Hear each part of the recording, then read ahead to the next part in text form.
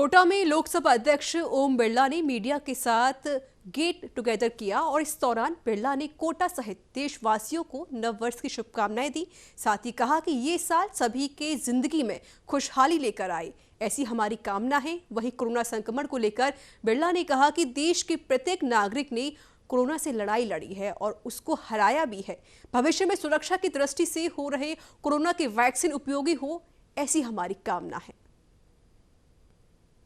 कोटा के अंदर road connectivity better है। हम एनएचआई के दिल्ली बॉम्बे कॉरिडोर से जुड़े हुए हैं, एनएचआई के अन्य हिस्सों से जुड़े हुए हैं। रेल कनेक्टिविटी बेटर है और आने वाले समय में एयर कनेक्टिविटी भी होगी। तो निश्चित रूप से हम कह सकते हैं कि पर्यटन की, इंडस्ट्री सेक्टर की और कोचिंग और शिक्षा के क्षेत्र में अपूर्व संभावनाएं कोटा में है। नए वर्ष हमारे इसी संकल्प के साथ कि हम कोटा के अंदर रोजगार के नए साधन सर्जन कर सकें। राज्य सरकार प्रदेश में आमजन के दैनिक जीवन से जुड़े सरोकारों की संवेदनशीलता से सुनवाई कर उनको राहत प्रदान करेगी। पूरे प्रदेश में ग्राम से जिला स्तर तक जन सुनवाई होगी। इसको लेकर प्रभारी बनाने और सुझाव देने के लिए जलदाय और ऊर्जा मंत्री डॉक्टर बी.डी. कल्ला की अध्यक्षता में बैठक की गई और बैठक में डॉक्टर कल्ला ने समिति के अल्पसंख्यक मामलात मंत्री सालेह मोहम्मद, शिक्षा राज्य मंत्री गोविंद सिंह डोटासरा, महिला एवं बाल विकास राज्य मंत्री ममता भूपेश और तकनीकी शिक्षा राज्य मंत्री सुभाष गर्ग के साथ जन सुनवाई के मानदंडों के बारे में गहनता से विचार विमर्श किया।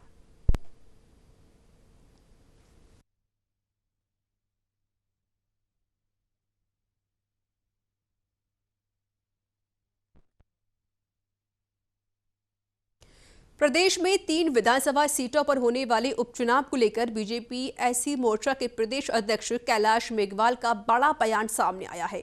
बता दें कि अनुसूचित जाति के लिए आरक्षित सुजानगढ़ विधानसभा सीट पर कैलाश मेघवाल के नाम की चर्चा पर उन्होंने इसका खंडन करते हुए कहा कि यह टिकट की दावेदारी नहीं जताएंगे। साथ ही कहा कि अगर पार्टी टिकट देगी तो भी चुनाव नहीं लड़ूंगा और स्थानीय को ही टिकट मिलना चाहिए।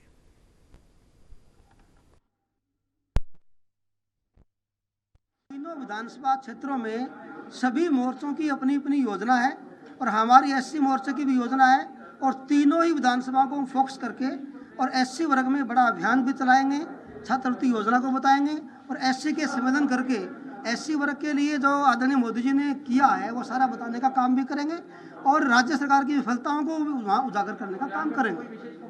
सुजानगढ़ का विशेष फोकस रहेगा क्योंकि एससी की सीट है और चूंकि हमारा मोर्चा एससी मोर्चा है, इसलिए हम चाहेंगे कि तीनों जीते और वो भी अच्छे वोटों से जीते। जयपुर में प्रदेश बीजेपी मुख्यालय में एससी मोर्चा की ओर से प्रेस कॉन्फ्रेंस की गई, जिसमें मोर्चा के प्रदेश अध्यक्ष कैलाश मेघवाल ने कहा कि सरकार अब सीधे स्टूडेंट के अकाउंट में पैसा भेजेगी, जिसको लेकर एससी मोर्चा ने पीएम मोदी और मुख्यमंत्री अशोक गहलोत का स्वागत किया है। मेघवाल ने कहा कि छात्रवृत्ति पिछले वर्षों के मुकाबले 6 गुना बढ़ाई गई है।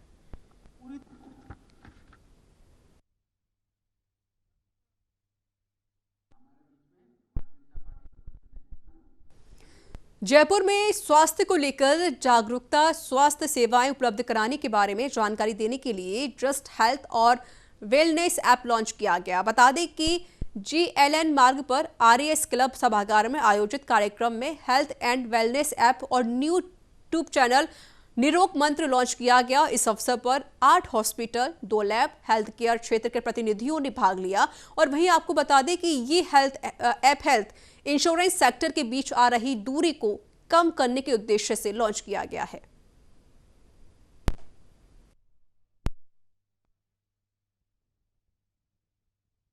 जिला कलेक्टर आशीष मोदी शनिवार की शाम रामदेवरा पहुंचे, जहां उन्होंने बाबा रामदेव की समाधि के दर्शन कर देश प्रदेश में सभी लोगों के बीच आपसी प्रेम स्नेह भावना बनी रहे, इसको लेकर विशेष रूप से मन्नत मांगी और वहीं रामदेवरा के पहुंचने पर बाबा रामदेव समाधि समिति की तरफ से उनका स्वागत किया गया। इस दौरान ग्रामीण लोगों ने अपनी समस्याएं भी रखी, जिनका समाधान करने का आश्वासन दिया।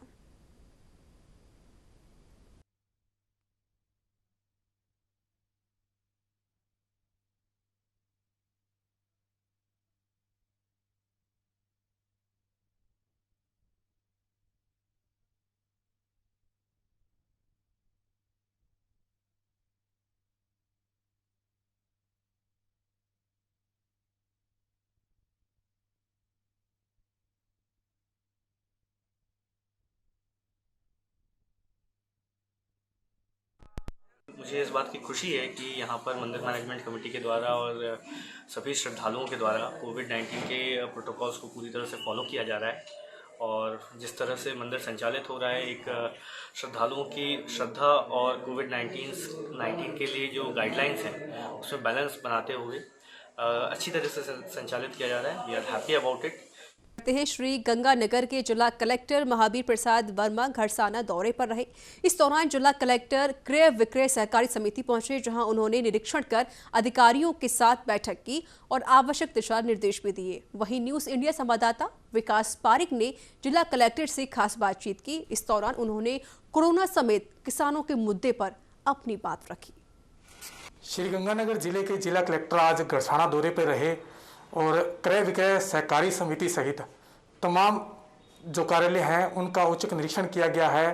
क्या सख्त दिशा निर्देश दिए गए हैं? हमारे साथ मौजूद हैं जिला कलेक्टर महावीर प्रसाद जी वर्मा। सर, आज औचक निरीक्षण किया गया है तमाम कर्मचारियों को, अधिकारियों को, क्या दिशा निर्देश दिए गए हैं? मुख्य सचिव महोदय की तरफ से एक इनोवेटिव कार्यक्रम शुरू किया गया है। वो हर एक सैटरडे को और सभी जिला कलेक्टर्स को अर्ली इन द मॉर्निंग ये निर्देश देते हैं कि आज पर्टिकुलर इस डिपार्टमेंट की फील्ड में जा कर के और वर्किंग क्या है, फंक्शनलिटी क्या है, उसका आम आदमी के जीवन पे क्या असर पड़ रहा है, इसका आप आकलन करें। तो उस क्रम में आज सुबह हमें ये निर्देश मिले कि ग्राम सेवा सहकारी समिति 2 और एक आपका ये कोऑपरेटिव्स, ये इन 3 संस्थाओं का मौके पर जाकर के आप निरीक्षण करें कि उनकी फंक्शनलिटी क्या है, लोगों को उनसे क्या बेनिफिट मिल रहा है, लोगों के अगर कोई प्रॉब्लम्स हैं तो उनका क्या रिड्रेसल हो सकता है। और आप डिस्ट्रिक्ट हेडक्वार्टर से दूर जाएं। तो उस क्रम में फिर आज मैंने पहले तो आपके 24 पीटीडी ग्राम सेवा सहकारी समिति को देखा, 15 पीटीडी ग्राम सेवा सहकारी समिति को देखा, फिर रोजड़ी सहकारी ग्राम सेवा सहकारी समिति को देखा और अभी फाइनल ये आपका 4th है। तो उसमें 15 पीटीडी जैसे आपका ग्राम सेवा सहकारी समिति था 650 उसके काश्तकार मेंबर्स हैं। काश्तकारों से चर्चा करी, उन्होंने बताया कि साहब इसकी वर्किंग बहुत अच्छी है और अगर ये कोऑपरेटिव मूवमेंट है बेसिकली, अगर ये शुरू नहीं हुआ होता तो देन बहुत प्रॉब्लम होती है। अब काश्तकारों को खाद की ज़रूरत है, मदद मिल जाती है, बीज की ज़रूरत है, मदद मिल जाती है।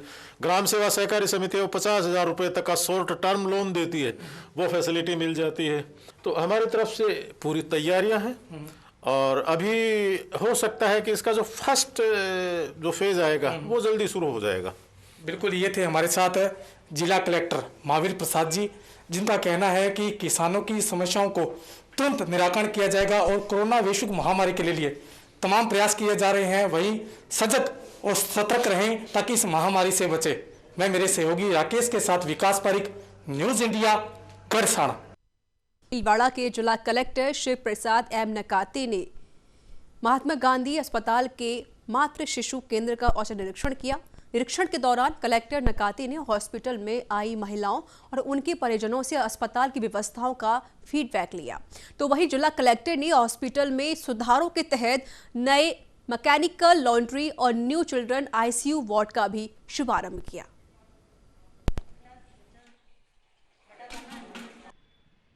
निरीक्षण में बाकी मैकेनिकल लॉन्ड्री जो है उसको जल्दी चालू करने की बात कही है और जैसे किचन है, सेंट्रलाइज किचन है, उसको ठीक करना और मॉर्चरी है, मॉर्चरी के लिए पैसे स्वीकृत किए हैं, 25 लाख रुपए स्वीकृत किए हैं यूआईटी से, वो भी जल्दी से जल्दी कार्य चालू हो जाएगा। एक बड़ी उपलब्धि है कि जो बिल्कुल न्यू बॉर्न बच्चों के लिए तो आईसीयू हमेशा रहता है हर जगह पे, लेकिन जो 10 साल तक के बच्चे होते हैं, 2 साल से 10 साल तक के बच्चों को विशेष करके आईसीयू की सुविधाएं, जो सीरियस पेशेंट है उनके लिए नए 8 बेड का व्यवस्था किया है, उसमें वेंटिलेटर के साथ सभी सुविधाएं उपलब्ध करा दी गई है। तो वही भीलवाड़ा में कोविड-19 के लिए तैयारी की गई वैक्सीन के ड्राई रन सेंटर का जिला कलेक्टर शिव प्रसाद ने अवलोकन किया। उन्होंने इस दौरान प्रोसेसेस को समझा और स्थानीय चिकित्सालय द्वारा किए गए काम की प्रशंसा भी की। इसके साथ ही उन्होंने हॉस्पिटल में भी वार्डों का निरीक्षण किया, जिसमें कोविड सेंटर से 70 बेड और वार्डों में लगाने के निर्देश भी दिए गए हैं। इस दौरान हॉस्पिटल अधीक्षक doctor Arun Gaur, vaccination centre प्रभारी अतिरिक्त CMHO और मेडिकल हेल्थ विभाग के अधिकारी मौजूद रहे। कोविड के लिए बेड की तैयारी पूरी है और वैक्सीन की भी पूरी तैयारी है, वो मैंने बता दिया। उसके साथ साथ कोविड के अलावा जो बीमारियां हैं, विशेष करके सर्जरियां हैं, चाहे वो इलेक्टिव सर्जरी हो, इमरजेंसी सर्जरी हो, वो सभी सर्जरियां 1-1.5 महीने से पूर्ण रूप से चालू हो चुकी है। आपके माध्यम से मैं सभी लोगों को ये कहना चाहूँगा कि जिस प्रकार की सर्जरी की जिनको आवश्यकता है वो अस्पताल में आके अपनी सर्जरी करा सकते हैं। साथ ही जो कोविड में नए बेड बनाने की वजह से ऑर्थो में या अन्य जगह पे बेड कम नहीं पड़े, इसलिए हमने यहाँ के जो 50 से 70 बेड कोविड से वापस नॉर्मल हॉस्पिटल को दे दिए हैं और कोविड में कम नहीं पड़े इसलिए बाहर आयुष चिकित्सालय और ESI के हॉस्पिटल में धौलपुर में बीएड डिग्रीधारी और BSTC अभ्यर्थी अपनी अपनी मांगों को लेकर आमने सामने होते आ रहे हैं। तो वहीं पर BSTC अभ्यर्थियों के बाद अब बीएड डिग्रीधारी बेरोजगार शिक्षक भी अपनी मांगों को लेकर प्रदर्शन कर रहे हैं। बीएड डिग्रीधारियों ने शहर के गांधी पार्क में धरना दिया और राज्य सरकार से रीट लेवल फर्स्ट में वरीयता देने की मांग की है। साथ ही CM के नाम ने जिला कलेक्टर राकेश कुमार जायसवाल को भी ज्ञापन सौंपा है। बीएड विद्यार्थियों को जो है लेवल फर्स्ट में शामिल किया गया है। उसी तर्ज पर आगामी कुछ दिनों में राजस्थान के अंदर भी रीट की परीक्षा होने वाली है, जो कि राज्य सरकार ने पहले बीएड छात्रों को लेवल फर्स्ट में शामिल करने की बात कही थी NCT के गाइडलाइन के अनुसार, लेकिन अब वो उन पर पुनः विचार करने की अपनी योजना बना रहे हैं। तो आज सांकेतिक धरने के माध्यम से सभी विद्यार्थियों की ये मांग है और हम इस मांग को अपने जनप्रतिनिधियों तक और राज्य सरकार तक पहुंचाना चाहते हैं कि लेवल फर्स्ट में अन्य राज्यों की तरह NCT के गाइडलाइन का पालन करते हुए बीएड के विद्यार्थियों को शामिल किया जाए, उनको उनके अधिकार से वंचित नहीं रखा जाए। शहर में पिछले 10 माह से बंद पड़े कोचिंग संस्थानों को खोलने की होड़ तेज हो गई है और अब इसमें कांग्रेस और बीजेपी भी कूद पड़ी है। साथ ही कोचिंग संस्थानों को कौन पहले खुलवाता है, इसका काउंटडाउन भी शुरू हो चुका है। इसी को लेकर कांग्रेस जिला अध्यक्ष रविंद्र त्यागी और बीजेपी के नेता विकास शर्मा भी आमने सामने आ गए हैं और एक दूसरे पर राजनीति करने का आरोप लगा रहे हैं।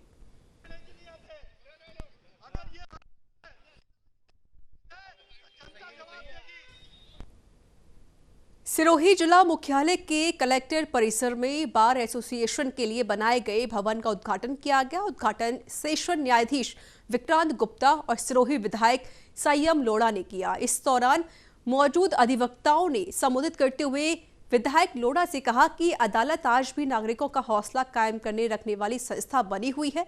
तो वहीं कार्यक्रम को जिला न्यायाधीश विक्रांत गुप्ता ने भी संबोधित किया।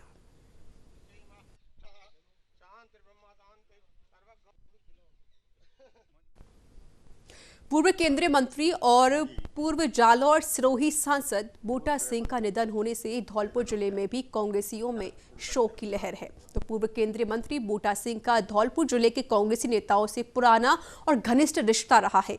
राजस्थान सरकार के पूर्व मंत्री रहे बनवारी लाल शर्मा ने बूटा सिंह के निधन पर गहरा शोक व्यक्त किया है। बूटा सिंह को दलितों का मसीहा भी माना जाता है। हम सभी कांग्रेस बूटा सिंह जी हमारे बीच में नहीं रहे, ये एक बड़ी दुखद बात है। कांग्रेस के इतिहास में वो लगातार सांसद रहे और सांसद रहते हुए उन्होंने दलितों की बड़ी सेवा की, आगे बढ़कर एक काम किया। इंदिरा गांधी के समय में भी वो एक समग्र नेता के रूप में उभरे और जनता जनार्दन के लिए हमेशा तत्पर रहते थे। आज वो हमारे बीच में ना होने से कांग्रेस को एक बहुत बड़ी क्षति हुई है, जिसकी पूर्ति होना एक बड़ा मुश्किल है। आदरणीय श्री बूटा सिंह जी जो भारत सरकार के पूर्व गृह मंत्री थे, उनका निधन हो गया है। इस समाचार को सुन करके हमें बड़ा दुख हुआ। श्री बूटा सिंह जी कांग्रेस के वरिष्ठ नेता थे, दलितों के नेता थे, ऐसा बहुत पुराने बड़े वयोवृद्ध नेता थे। कांग्रेस का बहुत उन्होंने कार्यभार संभाला था, कांग्रेस संगठन को मजबूती दी। हिंदुस्तान की सरकार को गृह मंत्री काल में उन्होंने बड़े अच्छे से काम किए। उनके निधन होने से हम सभी कांग्रेसियों को बड़ा क्षतिज हुई है, नुकसान हुआ है। और बड़ा गहरा दुख हुआ है उनके इस निधन पर। जयपुर में डीएसटी नॉर्थ और शास्त्री नगर थाना पुलिस ने संयुक्त रूप से कार्रवाई करते हुए मोबाइल स्नैचिंग, ई रिक्शा की बैटरी और वाहन चोरी करने वाले गिरोह का पर्दाफाश कर दिया है और गिरोह के 5 शातिर बदमाशों को गिरफ्तार भी कर लिया है। पुलिस ने आरोपियों की निशानदेही पर चुराई गई 2 बाइक, 4 ई रिक्शा बैटरी और दर्जन मोबाइल बरामद किए हैं। शुरुआती पूछताछ में आरोपियों ने करीब 2 दर्जन से ज्यादा वारदातों को अंजाम देना कबूल किया है। फिलहाल आरोपियों से पुलिस पूछताछ कर रही है और जांच पड़ताल कर रही है।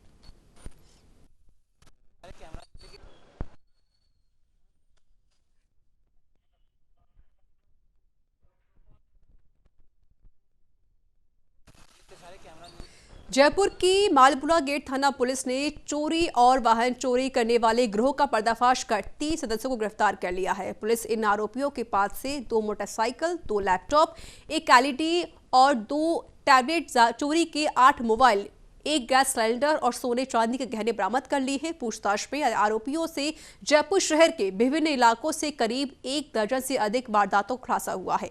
जांच में सामने आया है कि आरोपी अपने शौक पूरे करने के लिए चोरी की वारदातों को अंजाम दिया करते थे।